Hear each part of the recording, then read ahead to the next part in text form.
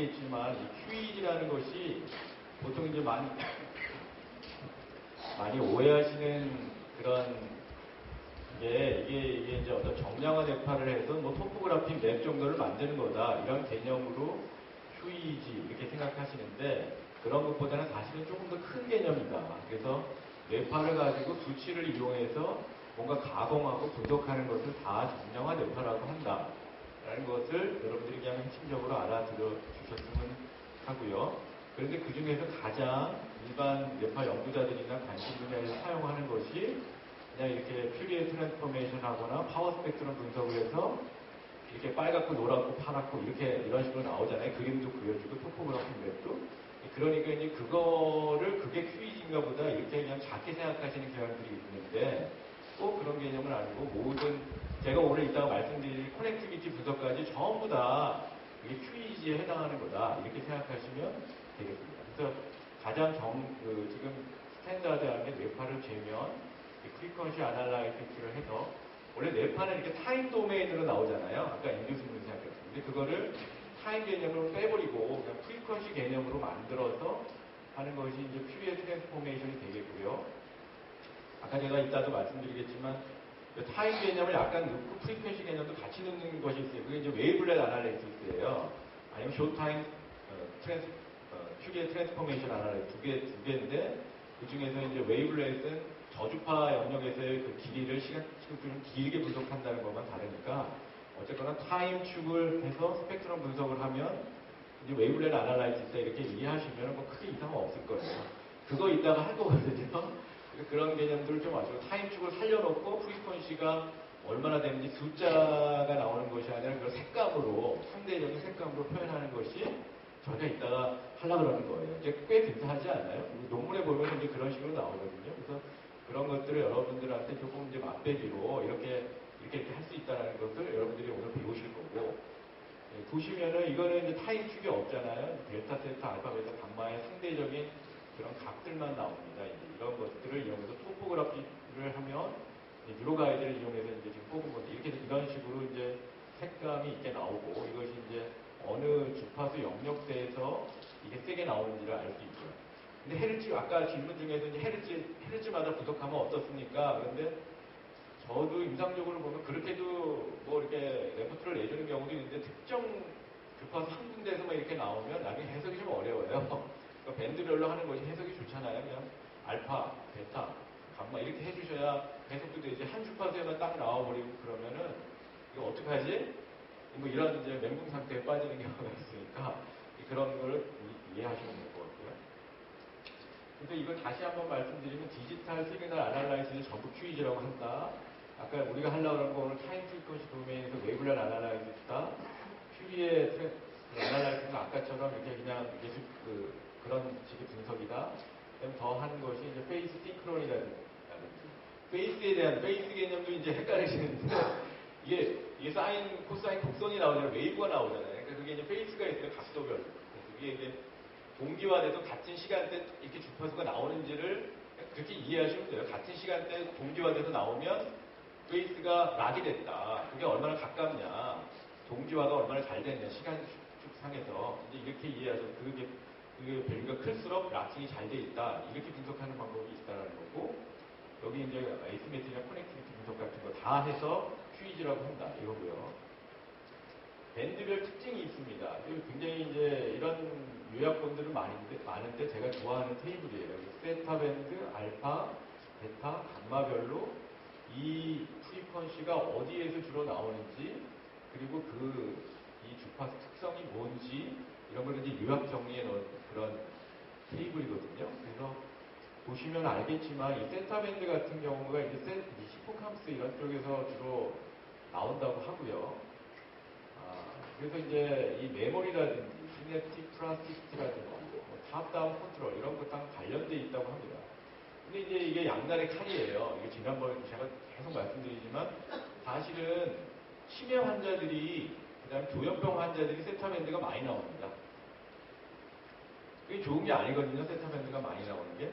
근데 이따가도 잠깐 설명했지만 미드라인 세타 아까 우리 임창환 교수님이 설명하셨는데 미드라인에서 나오는 세타밴드는 사실은 어떤 뭐 이런 코그니티브 프로세싱, 워킹 메모리랑 관련돼서 좋은 거로 돼 있어요. 되게 명상 상태에 들어가도 그게 미드라인 센터가 강하게 나온다는 그런 보고들이 있고요. 그래서 굉장히 헬스기하고 건강한 것으로 보이기도 하는데 일반적인 센터가 그렇게 좋은 게 아닙니다. 어떤 영역에 잘 나오느냐. 미드라인에서 나오는 건 좀 좋은 걸로 보는데 다른 쪽에서 나오는 많은 치매 환자들이 일단 센터밴드가 많이 나오고 있어요. 근데 그게 좋은 파들은 사실은 아닌 것 같습니다. 그게 지금 이렇게 조심해서 해석하셔야 되고요. 알파밴드 같은 경우는 이따가도 증거를 보여드리고 테이블도 보여드리겠지만 주로 살라무스나 히포캄푸스 이런 쪽에서 이런 뉴런의 커넥티비티의 오실레이션 때문에 알파밴드가 만들어진다고 돼 있고요. 레티큘러 포메이션, 액티비티 그런 쪽에서 어텐션, 이니비션하고 관련돼 있고 이게 그래서 이 알파밴드는 주로 보시면 이따가 제가 보여드리겠지만 우울증에서 많이 나와요. 알파밴드가 혹시 강하게 나오거든요. 그래서 지금 질병 특징이 좀 있다 이게. 그 다음에 이제 베타밴드 같은 경우는 이게 모든 코티칼 스트럭처에서 나오는데 비주얼 강글리아, 뭐 올팩토리 저벌브에서도 많이 나옵니다. 이거는 주로 보면 센서리 게이팅이라든지 어텐션, 모토 컨트롤. 모토 컨트롤에서 저게 나오는 게 재밌는 이제 공학자들은 어떻게 연구하느냐 했더니 팔을 움직이거나 다리를 움직이려고 이렇게 조정을 하잖아요. 생각을 하잖아요. 실제 불구 환자들이. 그럼 이게 내가 움직일 수는 없지만 움직여야 되겠다 이렇게 생각을 하면 그게 머리의 어느 영역에서 손을 움직이는지 뭐 다리를 움직이는지 그 영역이 약간 모토 코텍스가 정해져 있어요. 그런 영역에서 베타파가 많이 나와요. 그런 걸 보고 그런 걸 증폭해서 저 문을 열어야겠다. 막 이렇게 만약 어떤 그런 생각을 했을 때 뭐 그런 그 특정 베타파나 이런 영역을 증폭해서 다른 물질을 움직이게 하는 이게 브레인 머신 인터페이스 뭐 이런 얘기죠. 이렇게 되는 거죠. 그래서 그런 연구들을 굉장히 활발히 하고 있고 임상이나 이런 심리나 인지 쪽에서는 좀 다른 개념을 쓰고 있는데 이제 그렇게 한다는 거죠. 베타파는 그렇게 나오고요. 감마파도 나오는데 감마파 좌파가 많이 해서 괜히 논문 이상하게 냈다가는 아까처럼 인비한테 굉장히 혼나고 쪽팔림을 당할 수도 있기 때문에 이 아티팩트 제거를 잘해야 된다. 사실은 뭐 아까 그런 뭐 감마밴드 마이크로 사카드 저희가 논문 내서 그거 다 당한 거예요. 저희가 같이 저희 임교수님이랑 그래서 비주얼 자극해서 이렇게 냈더니 마이크로 사카드 얘기가 나오고 그러니까 도저히 이제 다시 실험을 해야 되고 다시 분석해야 되는 이제 문제들이 하나하나 됐거든요. 근데 그런 디펜스하는 이제 기술력들을 저희가 축적하고 있는 내용들을 임 교수님이 요약해서 설명했고요. 자, 이렇게 델타, 테타, 알파, 베타, 감마의 각 스탠다드한 아나토미칼한 소스 리전과 펑션이 정리되어 있는데 있으니까 여러분들이 보시면서 참조해라. 이거 타임 코스 QEG가 사실은 이제 시간이 지나면 어떤 식으로 변할까요? 계속 만약 뇌파를 계속 찍어봅시다. 시간 축에서 찍으면 어떻게 될까요? 이게 그런 아주 전형적인 패턴을 보여주는데 이 세타파 같은 경우면요. 이게 지금 60초잖아요. 그러면은 10분 찍었다는 거잖아요. 뇌파를 그냥 눈 감고 10분 찍어보세요. 그럼 어떤 현상이 생기는지 점점 갈수록 세타파가 올라간다는 거예요. 이게 약간 졸린다는 뜻이죠. 그래서 가면 갈수록 졸리니까 세타파가 점점 많이 나오더라. 그럼 이게 알파 값은 점점 떨어집니다. 어텐션이 좀 덜 된다는 거거든요. 뭐 이런 개념을 생각하시면 돼요. 그러니까 길게 찍을수록 알파파는 줄어들고 세타파는 올라가는 양상으로 나온다. 이것들을 잘 보셔야 되고요. 여기 보시면 이게 자료 지금 눈이 좀 크여가지고 이게 보이는데 이게 어느 파가 어디에서 많이 나오는지를 지금 이제 보여주는 거예요.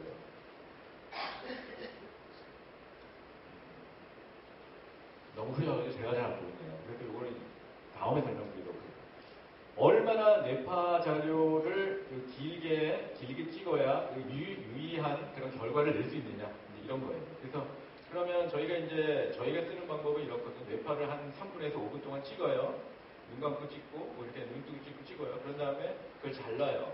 뇌폭을 아까 아티팩트 리젝션 그리고 한 다음에 이렇게 잡화가 없는 것을 잘라야 되잖아요. 그럼 한 2초 간격으로 저희는 주로 자릅니다. 그럼 도대체 몇 개나 잘라야 몇 개가 필요해? 이런 얘기예요. 자료가 몇 개가 필요하지?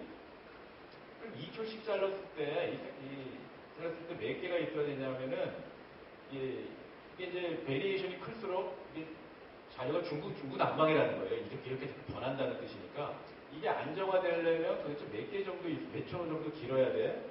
저희가 주로 레코멘드 하는 게 60초는 넘어야 될 것 같다 이거예요.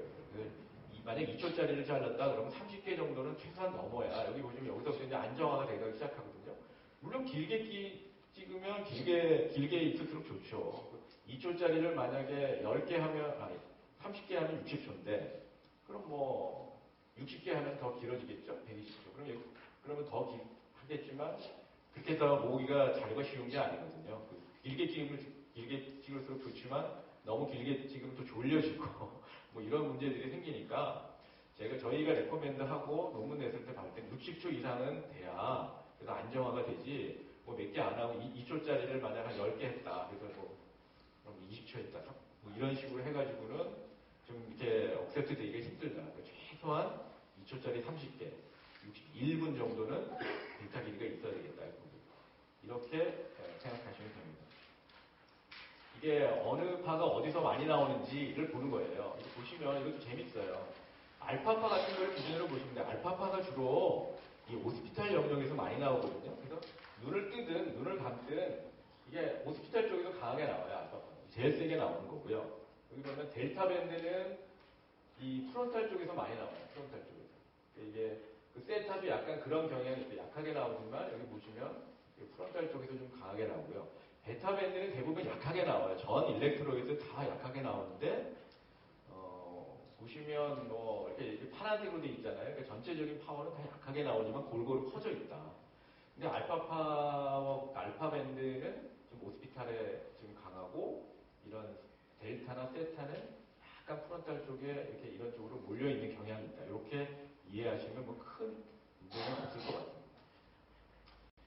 그 다음에 이거는 그럼 얼마나 길게 그냥 롱 타임을 이걸 찍는 것이 뇌파가 또 안정되느냐 이런 거에 대한 거예요. 아까 그래서 보시면 뭐 저희는 보통 한 3분에서 5분 정도 찍거든요. 그럼 5분 찍으면 5 곱하기 6, 5, 6, 30 이렇게 나오는데 그러니까 300 세컨드 이상 정도 찍는 것이 좋아요. 그래서 이쯤 되면 어느 정도 플라투를 이루고 안정화를 이룬다. 이런 얘기거든요. 근데 뭐 1분 찍었다. 2분 찍었다. 조금 위험할 수 있어요. 그러니까 뇌파를 그냥 레스팅 상태에서 찍을 때는 최소한 3분에서 5분 정도는 찍어줘라. 그 정도 찍으실 수 있거든요. 그래서 그 정도로 충분히 찍은 다음에 그 다음에 이제 주의하실 게 이거 좋은 애플을 고를 때 이것도 이제 이거 어떻게 하는지 좋은지 잘 애매하는 경우가 있어요. 이게 처음부터 끝까지 만약 3분에서 5분을 찍었다 그러면 똑같이 3분에서 5분 그냥 5분을 찍으시고요. 자파를 제거하신 다음에 처음부터 끝까지 그 자파가 없는 그런 에폭을 다 자르신 다음에 좀 골고루 이렇게 집어주시는 것이 좋겠어요. 그러니까 너무 앞에서만 찍는다든지 너무 뒤에 있는 에폭들만 이렇게 골라내든지 뒤에 갈수록 아까 세타파가 많이 나온다고 그랬잖아요. 졸려지니까. 그래서 그런 생각들을 좀 풍성하게 하시고 이게 한 5분 찍으신 다음에 자파 제거를 하고 그런 다음에 이걸 2초 간격으로 자른 다음에 저희는 랜덤 셀렉 하는 방법 같은 걸 주로 써요. 그러니까 주로 앞에부터 고르기 시작하면 앞에 부분만 쭉 이렇게 잘리잖아요. 그러니까 이제 그런 것들을 조금 방지하고자 랜덤하게 셀렉하고 또 이제 보시면 환자들이 졸아요. 그러면 이제 사실은 눈 감고 웨이팅 상태에서의 자료를 저는 모으고 싶은데 환자들이 졸리잖아요. 그러니까 세타파 점점 많이 나오니까 살살 졸거든요. 그래서 저희가 요새 개발한 거는 세타분의 알파 레이쇼를 구해서 알파보다 세타가 높아지는 거는 약간 스테이지 1 슬립으로 들어가는 거다 이렇게 생각해서 그런 거는 빼주는 방법들을 저희가 씁니다. 그래서 굉장히 유용한 팁이라고 저는 생각하고요. 그래서 그런 방법들을 요 몇 년 사이에서는 지금 쓰고 있으니까 여러분들 그런 생각을 좀 하셔서 그 잘못하면 이제 이게 조는 뇌파를 모르고 이제 뒤에 있는 거를 막 올라가고 이렇게 하다 보면 막 센터파가 많이 나오고 이제 이런 오류가 발생할 수 있다라는 것도 좀 이렇게 알고 계시면 좋겠습니다. 자, 이거는 뭐 퀴즈의 장점은 정신과 영역에서 볼 때는 이게 뭐 진단에 약간 도움을 줄 수 있다는 거예요. 근데 이제 이 센터파 같은 경우가 좀 비특이적이고 여러 질환에서 나타나는데 정상적인 것도 있고 비정상적인 것도 있다. 그러니까 미드라인 센터 같은 것도 제가 염두에 두고 말씀드린 거고요. 이거 볼까요? 저희 병원 환자 자료예요. 사실 저희가 이제 저는 이제 모든 환자를 진료할 때 이런 퀴즈를 이용하거든요. 사실은 이 프로그램은 유로가이드라는 프로그램을 이용해서 저희 유로스캔 장비를 이용한 것을 유로가이드랑 비교해서 정상 노음하고 비교해서 이 사람의 토포그래픽 맵이 어떤지를 보여드리는 자료예요. 보시면은요, 이건 남자 21세 환자인데 소셜 포비아, 사운드 포비아, 마일드 디프레션 있는 사람이에요. 얘는 뭐냐 하면은 자기가 이렇게 뭐 밖에 나가면 식기가 갈그락거리는 소리가 들리면 자기가 너무 이렇게 무섭다. 그래서 엄마가 밖에서 막 이렇게 식기, 쇠붙이 이렇게 부딪히는 소리 같은 거 있잖아요. 이런 거 들으면 자기가 너무 견디기가 힘들다. 그 군대를 갔어요. 군대를 갔는데 그 군대에서 이렇게 식판 들고 이렇게 쫙 가잖아요. 그럼 식판이 딱 그작 하는 소리가 나는데 자기는 그걸 견딜 수가 없다. 이렇게 얘기하는 거예요. 그래서 내가 아니 군대 가기 싫어가지고 꾀병하는구만. 이제 이렇게 생각하잖아요. 저 군의관이었고 또 그런 애들 보면 이게 완전 군대 가기 싫어가지고 이 자식이 뭐 이래 이런 생각이 이제 드는데 표정 관리를 해야죠. 이제 이럴 때 임상가가 이제 그걸 확 내뜨면 안 되니까 그러냐? 속으로는 가로 열고 이런 증상 처음 보네. 가로 닫고 이렇게 되는데 이게 꾀병 아니야? 뭐 이런 생각이 딱 드는데 이제 그 정량화 뇌파를 한번 해본 거지. 그랬더니 얘가 이제 베타파에서 굉장한 이런 그 증가 양상들이 보여요. 그래서 얘가 뭔가 이 프로세싱 상에서 앵자이티도 높고 뭔가 일어나지 않아야 될 그런 생각들을 많이 하는 애구나. OCD나 앵자이티 심텀이 높으면 이 베타파가 높아져요. 실제로 그렇거든요. 그래서 그런 것들을 확인한 예가 되겠고요. 이건 우울증이에요. 우울증과 제너럴라이즈드 앵자이티 디소더를 갖고 있는 여자 46세 여자 환자인데 보시면 알겠지만 아주 전형적으로 저는 이렇게 알파파가 프론탈 쪽에서 많이 나오면 아까 제가 뭐라 그랬어요? 알파파는 오스피탈에서 많이 나온다 그랬어요. 근데 알파가 프론탈 쪽으로 몰려 나와요. 이게 우울증에서 아주 전형적인 패턴입니다. 그래서 저희는 이제 저희 정신과 영역에서 저희가 이런 강의를 많이 하면 프론탈 알파 쪽이 많이 나오면 전형적인 우울증의 캐릭터리스틱일 가능성이 되게 높아요. 일단 증거도 보여드릴게요. 이 전형적인 그런 패턴이고요. 이 보시면 이거는 이런 경우도 있어요. 보시면은 이런 걸 보지 않고 그냥 이것만 보고 한번 얘기해 봅시다. 그럼 센터파가 나왔는데 왼쪽으로 나오네. 왼쪽으로. 보는데 이게 왼쪽이고 오른쪽이고 이쪽이 이상하네. 근데 제가 그랬죠. 센터파가 미드라인 세타는 좋은 거지만 그냥 일반적으로 세타가 나오면 이상한 거예요. 대부분 이상한 거가 더 많아요. 이거 이상한데 왜 얘는 왼쪽에 가서 나오지? 이거 잘못 찍은 거 아니야? 이렇게 되지만 우리 뇌파 기사가 굉장히 스킬이 좋아서 잘 찍거든요. 근데 이 사람은 보통 MRI를 보면 이게 머리를 다쳤어요. 이게 수락을 해가지고 사닥다리 올라가서 건축공사가 넘어져가지고 해가지고 머리에 출혈이 있고 오른쪽 마비가 되신 분이에요. 그래서 왼쪽 브레인에 헤모리지가 있어서 오른쪽이 마비가 돼서 이거 재활훈련을 열심히 하시는 분인데 보시면 딱 이렇게 나와요. 뭐 MRI 안 찍어도 이것만 봐도 이게 너무 내가 또 그 공격적으로 강의를 하면 안 되는데 이게 티피컬하게 이렇게 나올 수가 있어요. 근데 보면 굉장히 좋잖아요. 아, 이거 왼쪽 뇌가 좀 많이 저하되어 있는 것 같으네요. 그럼 MRI하고도 코릴레이션이 이게 잘 되니까. 그런 아주 티피컬한 예고요. 이건 보세요. 이렇게 나오는 경우는 도대체 뭘까요? 이것도 얼마나 작년에 찍은 여자 53세 머리가 아프고 어지러워요. 그러고 우울하고 이렇게 오니까 저는 이게 우울증이고 머리가 좀 아픈 소마티제이션 형인가 보다 이렇게 생각했는데 이걸 딱 찍었더니 막 이렇게 다 시뻘겋게 나오는 거야 세상에. 그래서 이거 잘못 찍은 거 아니야? 그래서 내가 전화했더니 기사가 그러는 거예요. 선생님 이 사람 이상해요. 그래서 제가 몇 번 보여드릴게요. 그리고 쭉 봤더니 이제 스파이크파, 간질파가 막 나오는 거예요. 그래서 야 이거 이상하다. 지금 우리 임상할 때는 그 웨이브도 보여줬는데 오늘은 그냥 이거만 보여드리고 말겠습니다. 전파장에서 굉장히 하이퍼하게 나오고 이상하니까 제가 그 사람한테 그냥 바로 당신 좀 기질적인 이상이 있는 것 같다. 그래서 그냥 신경과로 넘긴 케이스고요. 이런 식으로 임상에서 이용할 수 있고 굉장히 저는 잘 쓰고 있는데 이게 좋다 이렇게 제가 말씀드리고 싶고요. 체르노빌 퀴즈를 가지고 이제 했던 연구들을 제가 과거부터 현재까지 다시 한번 정리해봤습니다. 보면 이게 2015년도에 나온 논문인데 체르노빌 원자로 특화됐잖아요. 그래서 거기 있는 주민들 대상으로 퀴즈 측정한 거예요. 그랬더니 이 도수에 따라 이 사람이 얼마나 그거에 노출됐냐에 따라서 여기 보면 센터파가 점점 증가돼요. 그러니까 이런 방사선에 노출된 그 경향이 높을수록 센터파가 높다는 게 센터파가 높으면 좋을 것 같으세요? 안 좋은 거예요. 센터파가 높게 나온 거예요. 이게 점점. 그래서 이게 굉장히 좋지 않게 나온 그런 예를 보여드린 거고요. 여기 우울증에서 이런 연구들도 있어요. 이게 프론탈 쪽에서 이게 미드라인 세타인데 이 미드라인 세타 같은 경우가 우울증에서 좀 이렇게 저하되더라, 이렇게 높아지더라 이런 얘기들 주로 이제 저하되는 그런 양상들을 주로 보이는 것으로 보이고요. 미드라인 세타가 약간 높을수록 인지 기능하고 코릴레이션이 높다 이런 얘기들이 좀 있고요. 근데 우울증에서 그게 저하되더라 이런 얘기들이 있고요.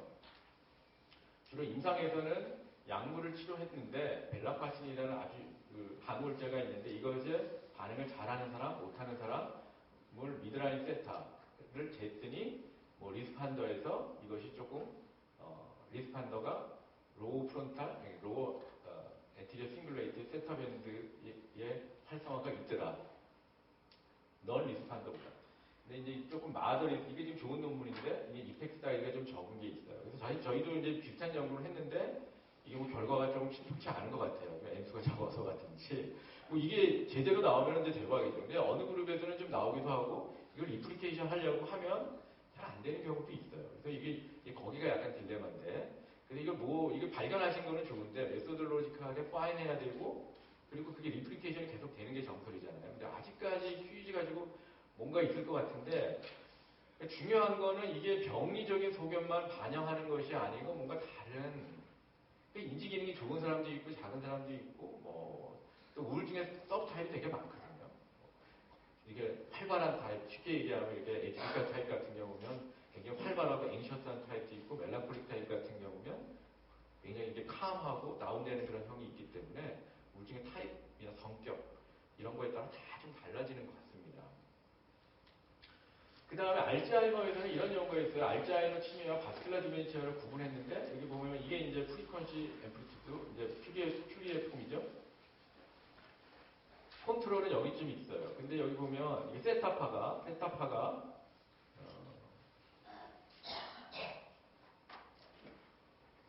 이게 세타파 영역이거든요. 이쪽에 세타나 이제 델타 저주파 영역입니다.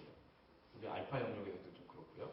알츠하이머에서는 중간쯤 올라오고 바스큘라 디멘티아에서는 많이 차이가 나는 그런 커브 곡선을 지금 보여주고 있어요. 그래서 이것이 알츠하이머 디멘티아나 바스큘라 디멘티아를 구분할 수 있는 바이오마커 아니겠느냐 이런 연구들도 꽤 있고 저도 초기에는 이런 거 했습니다. 근데 너무 디지즈를 많이 건드리기 싫어서 디멘시아 쪽은 지금 하지 않고 있고요.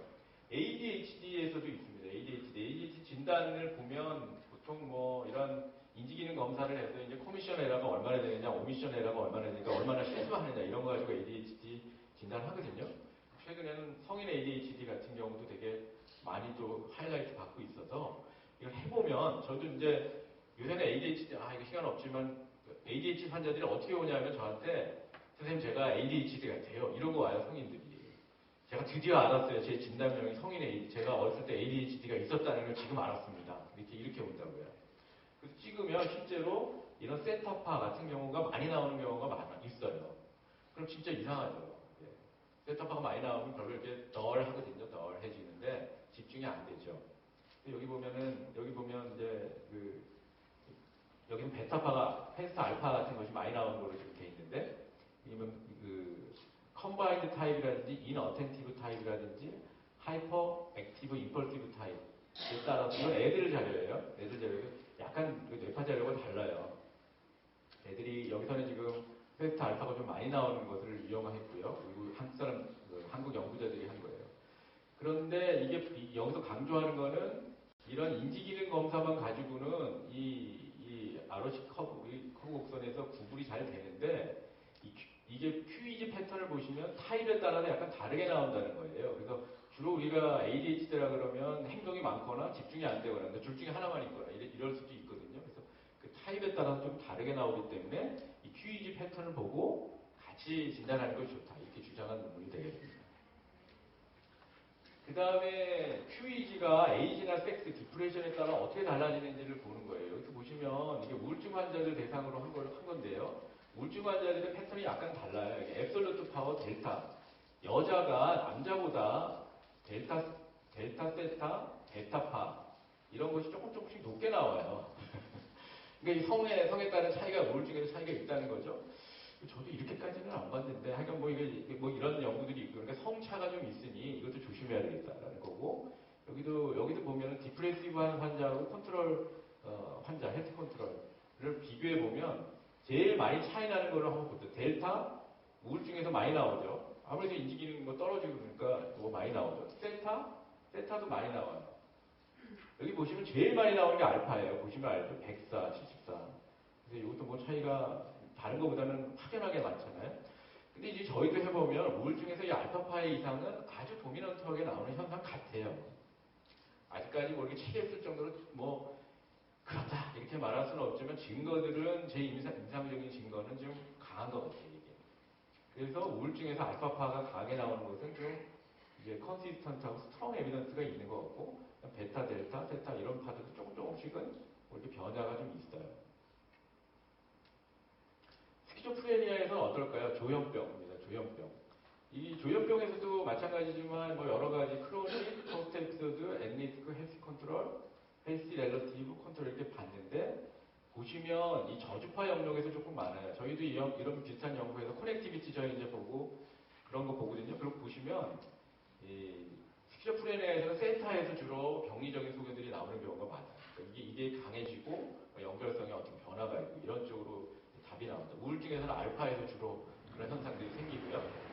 PTSD, 앵자이티 디소더처럼 뭔가 어떤 움직이는 불필요한 생각을 많이 하는 앵자이티 쪽은 베타파에서 많이 나와요. 그런 것들.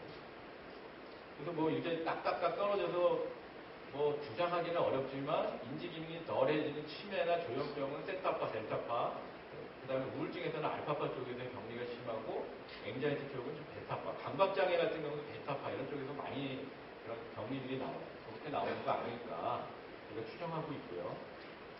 인터넷 어딕션, WHO에서 엄청 난리 나가지고 이제 지금 뭐 되네 안 되네 뭐 항의하고 난리 났는데 정신과 의사들이 제가 볼 때 그거 연구를 한국에서 제일 많이 했어요. 그 병리다, 중독하고 똑같다, 알코올 중독하고 똑같이 나온다 이런 패턴 엄청 많이 해서 외국에다 왕창 냈거든요. 척척한 공을 정신과 의사들이 한 것 같은데 그랬더니 게임 업계에서는 난리 났죠. 근데 모르겠어요. 더 이상 코멘트는 안 하겠어요. 그래서 이게 인터넷 어딕션이 굉장히 다르다. 이게 델타파 많이 나오잖아요. 이게 세타파도 많이 나오고요. 이런 패턴들이 좀 있다. 약간 이 인터넷 어딕션에서 QEG의 어브너멀리티가 있다라고 이해하시면 될 것 같아요. 근데 이게 인생에 따라서 QEG가 어떻게 변화되는 거를 아주 재밌게 보여준 논문에서 저는 이거 보고 굉장히 임프레시브 했었는데요. 이거를, 이 논문을 이렇게 60명 애들을 타임별로 계속해서 쫓아가면서 찍었더라고요. 그래서 제가 예전에는 이거 보고 우리 애들도 한번 이렇게 찍어볼까? 뭐 이런 생각도 했었는데, 여기 보시면 12세에서 이게 남녀가 달라요. 이게 디벨롭먼트 부분. 여기 보면은 델타 파워, 세타 파워를 이렇게 쟀는데, 이런 파워의 디크리지가 있죠. 그래서 이게 브레인이 머처레이션 돼가면서 델타파나 세타파는 조금씩 줄어들어요, 실제로.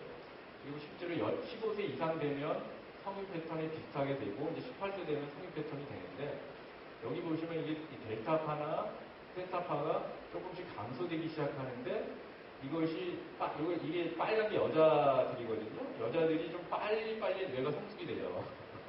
그런 거를 보여준 거예요. 그래서 뇌 성숙도 곡선이 여자에서 남자보다 좀 빠르게 이렇게 머처레이션이 되는 것 같다. 그 머처레이션이라는 게 뭐냐? 이게 델타, 세타파의 디크라인 정도를 가지고 이 사람들은 유출을 했고요. 여기 보시면 이제 이게 뉴로사이언스 하거나 인상가들은 아시겠지만 이게 이제 시냅스의 프로닝 같은 것이 일어나는 거거든요. 이제 그래서 청소년기에 이제 불필요한 신경 연결들을 이렇게 잘라주거든요. 꼭 필요한 것만 남겨주고 잘라주는데 도식이랑도 일치된다. 이렇게 제가 서제스트 하면서 굉장히 좋은 논문을 냈어요. QEG에서 이제 이것도 비슷한 얘기인데요. 저희가 이제 동서를 하나 쓴 거에 그건데, 보시면 나이가 들수록 세타파나 베타 레이쇼가 감소돼요. 결국은 아까 보여준 것처럼 세타파의 포션이 좀 줄어들기 시작한다. 이렇게 생각하시면 돼요. 그리고 이게 가장 큰 세타 베타 레이쇼는 CZ나 FZ에도 나타납니다. 보시면 여기 알겠지만 FZ에서 여기 보면 세타 베타 레이쇼가 이 미드라인 쪽에서 나이가 젊을 때, 그 다음에 성인 됐을 때 보면 굉장히 폭이 급격하게 줄어드는 것이 보이죠. 그래서 미드라인, 보통 이거 뉴로 피드백이나 이런 거 하시는 분들 보시면 이제 이걸 많이 쓸 텐데, 나이에 따라 그 정상적인 레이시오 값이 달라요. 어릴수록 좀 세타파가 많다가 나이가 들수록 줄어든다. 이렇게 이해하시면 될 것 같아요. 저희가 정상인 자료 가지고 조금 옛날에 발표했던 논문 잠깐 보여드리는데 정상인 76명 가지고 0 그룹, 올드 그룹, QEG 차이가 어떤지를 저희가 봤어요. 그랬더니요, 여기 보시면은 이 델타파워 같은 경우는 기존 이론이랑 같아요. 이 델타파나 세타파 같은 경우는 나이가 들수록 줄어들어요. 저주파는 좀 줄어들어요. 저는 이게 노인이 될수록 사실은 이제 저주파가 올라가는 거 아닌가 이런 생각을 했는데 기존 연구들도 마찬가지고 저희 연구 결과도 나이가 들수록 저주파 영역, 델타나 세타는 이게 약간 감소되는 경우, 정상 노인인 경우는 그렇고요. 여기 보시면 나이가 들수록 올라가는 패턴을 보이는 것이 있는데 이게 베타파예요. 베타파, 감마파. 이런 경우는 나이가 들수록 이렇게 좀 올라가는 것 같다. 그리고 이거를 이제 파셜 콜레이션 봤는데 이건 뭐냐면 뭐 여러 가지 학력이나 이런 거를 다 통제하고 그걸 같이 봤을 때도 역시 마찬가지 결과들이 나왔거든요. 그래서 고주파 영역은 조금씩 올라가는구나 나이가 들수록 저주파 영역은 조금 나이가 들수록 감소한다. 이렇게 이해하시면 큰 무리가 없을 거예요. 어디 2006년에 제가 쓴 논문인데 조현병 환자 중에서 굉장히 환청을 계속해서 보이는 사람이 있어요. 그것이 한 30% 문헌에 따르면 나와요. 그러니까 뭐냐면 조현병이 있는데 저희가 치료를 하면 어느 정도 감해지잖아요. 그래서 얼마 전에 뭐 조현병 환자는 난폭해가지고 입원시킬 때 뭐 공격적인 행동을 하고 정신과 의사가 희생되기도 하고 그러잖아요. 그런 환자들이 있는데 저희가 치료하고 나도 계속 환청이 들려요. 뭐 네가티브한 뭐 욕하는 소리가 들린다든지 뭐 이렇게 뭐 죽여라 뭐 이런 소리 들리기도 하고 이러니까 이 사람들이 굉장히 어레시브 하잖아요. 치료했는데도 계속 그런 소리가 들리면 머릿속에 어떤 인지 기능이 계속 형성되고 있다는 거고 뭔가 나는 캄하고 가만히 있어야 되는데 머릿속에서는 계속 어떤 현상들이 벌어지고 있으니까 이 사람들이 뇌파를 줘서 제가 논문을 냈거든요. 그랬더니 베타파에서 증가되는 현상이 있었어요. 넌 환청이 없는 분에 비해서 환청이 있는 분이 베타파에서 이렇게 과활성되는 부분을 소스 로컬리제이션을 이용해서 노래파를 이용해서 저희가 이제 발표를 했던 논문이고요. 이것도 아까 뭐 잠깐 이렇게 눈치채셨겠지만 초기에 제가 이제 재밌어서 한 거예요. 어떤 뇌 기질적 외상을 입고 있는 사람들. 여기 보시면 이 사람 여기에 그 MRI 상에서 여기 레프트 라이트로 바꿔 뒤집어 놨어요. 레프트 라이트. 이쪽에 이제 출혈성 소견이 있는 사람이에요. 이 사람을 EEG를 찍어서 우레타를 해보면 특정 주파수라면 이거랑 똑같이 이렇게 코릴레이션이 되는 영역을 찾을 수가 있어요. 저희가 재밌으라고 이거 일부러 영역을 찾아가지고 주파수 특성을 맞춰서 이렇게 보여드린 거니까 이게 다 될 거다. 그냥 일반적인 스탠다드로 프리퀀 레인지가 어디냐에 따라 좀 다르거든요. 그러니까 좀 조심해서 보셨으면 좋겠지만 이렇게 코릴레이션이 된다. 이쪽 보면 여기 허옇게 나오잖아요. 이쪽에 빨갛게 저주파 영역이 빨갛게 나오고요. 이쪽 보면 오른쪽에서 영역에서 좀 이상한데 여기 보면 이제 오른쪽 영역에서 저주파 영역의 활성이 보이는 것을 저희가 이제 논문으로 냈었고요. 이거는 치매 환자예요. 치매 환자에서 정상인과 비교해서 노래타 소스에서 어디가 이상이 있는지 보면은 세타파에서 나와요. 세타파에서 그리고 이렇게 이런 쪽에서 이상이 있다. 델타파에서도 이상이 있다. 이렇게 이제 나오고요. 조금 재밌는 겁니다. 가장 최근 논문인데요. 이제 이런 영역이 어떻게 이제 발전을 해 나가냐면 여러분 요새 TDCS나 TACS 이런 이제 얘기 들어보셨죠? 그리고 많이들 관심 있게 뉴로 모듈레이션 하시려고 다들 관심 있게 보실 거예요. 저도 관심 있게 보고 있는데 이거는 감마 THS라는 것을 템포럴 로브에다가 했더니 이것이 유레카 갑자기 이제 잘 모르고 안 풀리던 난제가 이렇게 풀리는 현상 같은 현상들이 발견됐다. 이렇게 이런 논문이고요. 그게 어떻게 되느냐? 처음에 그런 유레카 현상이 나타나려면 이런 감마파의 서지가 나타나고 이게 감마파의 서지가 나타난 다음에 그 다음에 알파 스펙트럼이 따라 나타나요. 그러니까 감마가 여기 포라이탈 영역일 거예요. 그래서 유레카 모델에 보면 알파 액티비티가 라이트 포라이탈 록 쪽에서 오렌지 서클이죠. 이런 쪽에서 먼저 알파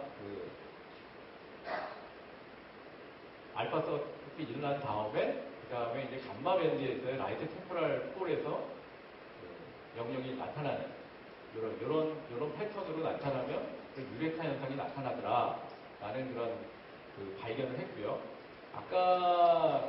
아까 이제 말씀하셨는데, 한 주파수 영역에서의 이상으로 커넥티비티 분석을 하거나 하면 어떻게 했느냐, 이런 얘기인데, 그 사실 굉장히 중요한 얘기예요. 환자들은, 저는 모든 환자들을 조금 이렇게 QEEG 분석하거나 이렇게 해서 들여다보고 있거든요. 그렇게 보면, 어떤 알파 영역이나 베타 영역에서 이상이 나타나는 사람도 있는데, 어떤 사람은 뭐 13Hz에서만 이렇게 아주 빨갛게 나오거나, 이렇게 한두 헤르츠에서만 이상 현상이 강하게 나오는 사람들이 있어요. 그래서 도대체 이 사람은 뭘까? 그게 제가 아주 관심사예요. 그래서, 근데 그런 사람들은 밴드 영역으로 이걸 묶어가지고 뭐 알파 밴드 해가지고 QEG 분석을 하면 이렇게 스트롱하게 안 나와요. 어긋어긋하게 안 나오는데 한두 밴드에서만 프리퀀시 헬지 영역에서만 이상하게 나오거든요. 그러면 사실은 그런 경우는 저는 뉴로 피드백을 하는 게 좋을 것 같고요. 뉴로 피드백을 하면 그 밴드, 13Hz다. 그럼 13Hz만 딱 찍어놓고 그걸 낮추는 훈련을 하거나 올리는 훈련을 하면은 좋지 않을까. 이런 생각을 제가 하고, 그런 경우가 예후가 좋지 않을까. 그냥 제 어썸션이에요. 그런 제가 인상을 갖고 있고요. 하나는 요 TACS를 하는 거죠. 요 TACS는 주파수 특징을 딱 가져서 12Hz만 놀리거나 내릴 수 있는 뉴로 모듈레이션이에요.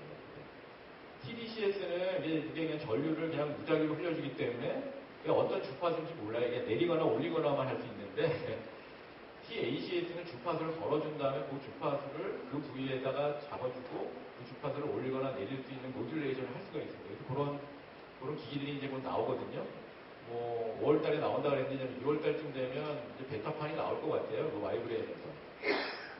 그래서 그런 이 TACS를 이용하면 예를 들어서 뭐 이런 영역 쪽에서 여기는 지금 여기 오렌지색은 이게 알파죠. 제가 눈이 좀 시려서 잘 안 보여서 많이 조금 풀려도 이해해 주세요.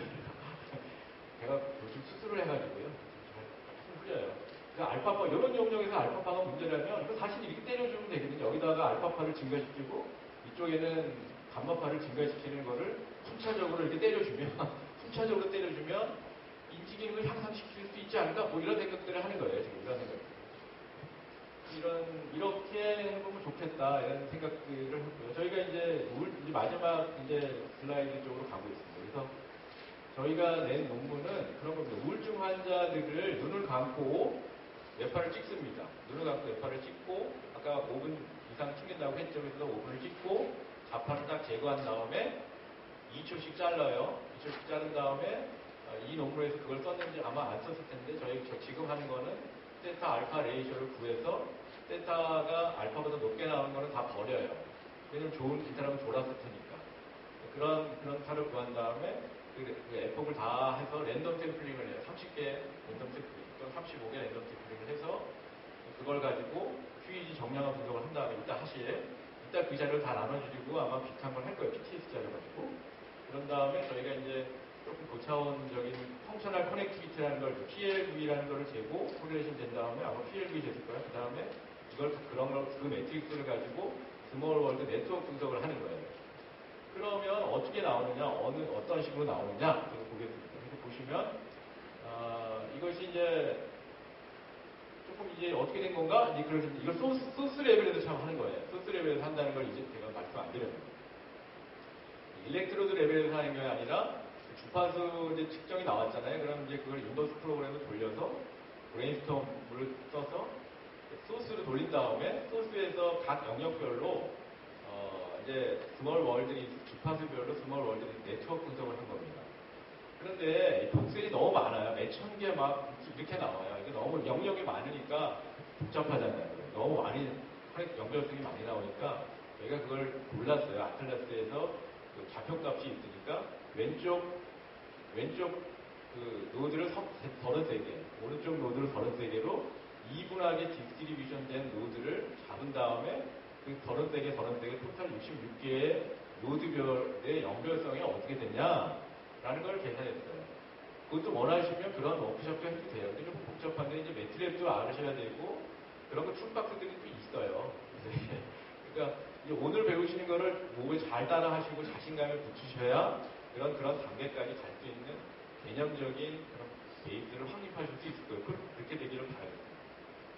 그러면 이렇게 해서 그 연결성을 본 거예요. 그래서 각 노드별로 연결성이 어떻게 나오는지를 저희가 주파수별로 다 봤는데 정말 신기하게도 이 알파파에서 아주 강하게 나와요. 우울증 환자거든요. 제가 우울증 환자도 알파파에도 이상 많다고 그랬잖아요. 그러니까 알파파에서의 어떤 노드의 어떤 그 커넥티비티 값이 펑셔널 네트워크 값이 달라요. 정상이랑.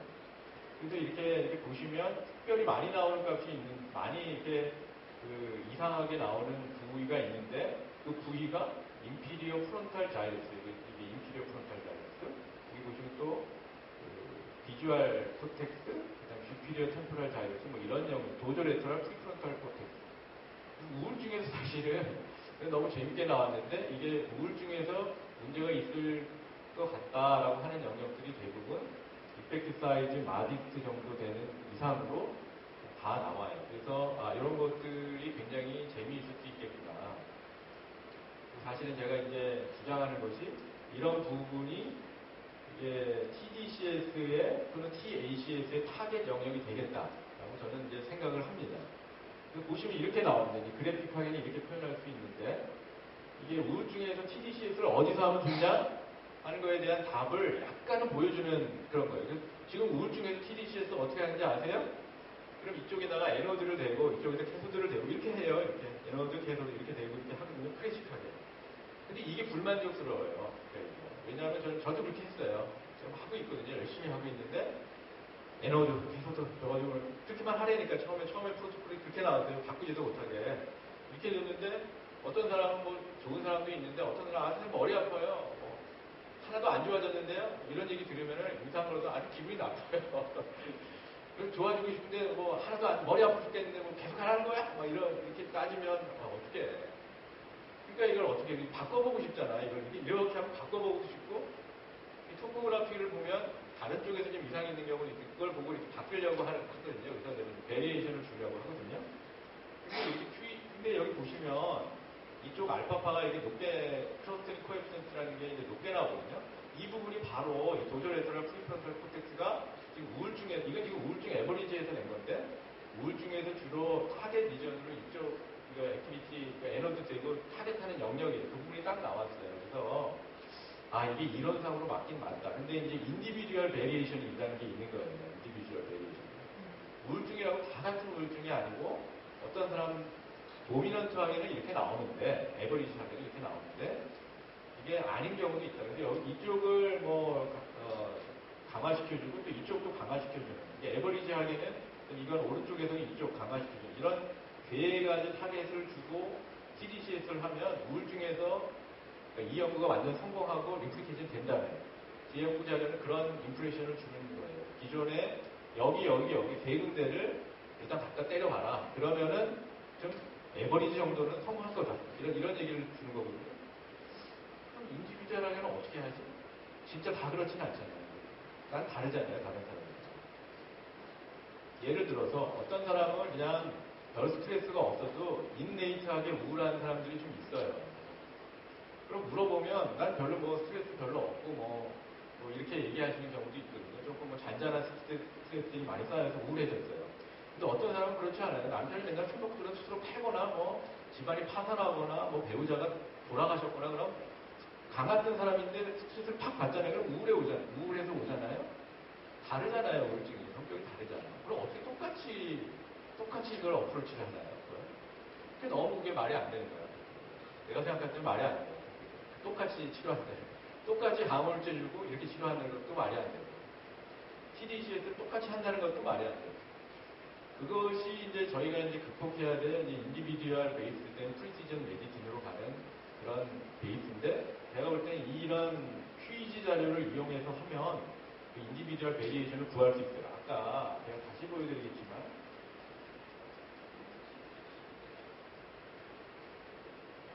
이게 개인 자료거든요. 이게 노마티브 데이터랑 비교해서 개인의 특성을 보여주는 자료입니다. 근데 이렇게 보여주면 이것도 좋긴 좋아요. 이게 좋긴 좋은데 이렇게 보여주는 거를 아까 저 논문에서 보여준 것처럼 노드 레벨로 보여주면 어떨까 하는 게 제 생각이에요.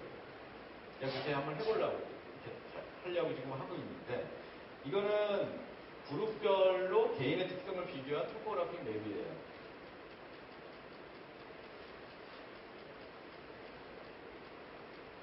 근데 이거는 그룹 대 그룹이에요. 정상군 대 우울증 그룹.